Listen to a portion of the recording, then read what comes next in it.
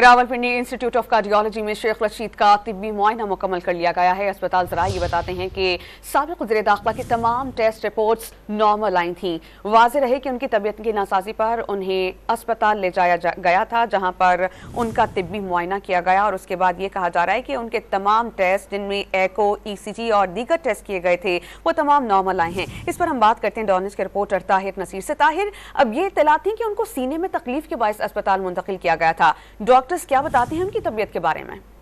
जी देखिए, आज अचानक साबिक वज़ीर दाखिला शेख रशीद की तबीयत जब नासाज हुई तो सेंट्रल जेल अडयाला से उनको फौरी तौर पर रावलपिंडी इंस्टीट्यूट ऑफ कार्डियोलॉजी मुंतकिल किया गया। वहां पे शेख रशीद के एको, ECG और चंद दीगर टेस्ट किए गए।